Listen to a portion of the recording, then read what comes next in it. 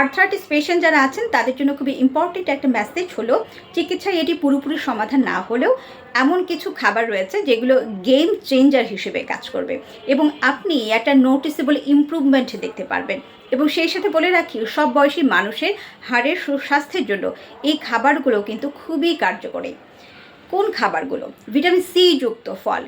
আমরা জানি লেবু, আমলকি, পেয়ারা, কমলা লেবুতে প্রচুর পরিমাণে ভিটামিন সি রয়েছে। এগুলোতে অ্যান্টিঅক্সিডেন্ট আমরা পাবো এবং প্রাকৃতিকভাবে কোলাজেন তৈরি করবে, যেটা হাড়ের প্রদাহ কমাবে।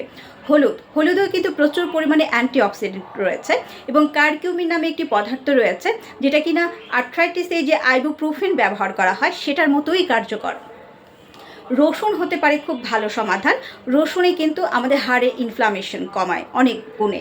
এবং এছাড়াও আমরা ব্যবহার করতে পারি ব্রোকলি, গ্রিন টি খেতে পারি, ওমেগা-3 ফ্যাটি অ্যাসিড যুক্ত খাবারগুলো খেতে পারি, extra virgin olive oil, soybean কিন্তু খুব ভালো একটি সমাধান হতে পারে। এবং চেরিতে অ্যান্থোসায়ানিন নামে একটি উপাদান রয়েছে, যেটা কিনা আমাদের হাড়ে ইনফ্লামেশন কমাবে এবং ব্যথা উপশম করবে। ক্লিনিক্যাল এক্সপিরিয়েন্স অনুযায়ী এই খাবারগুলো অনেক পেশেন্টের কিন্তু পেইন ড্যামেজ করেছে। তাই এই খাবারগুলো যাদের আর্থ্রাইটিসের রোগী আছেন কিংবা হাড়ের সুস্বাস্থ্য নিয়ে চিন্তা করছেন, এই খাবারগুলো খাদ্য তালিকায় রাখতে পারবেন।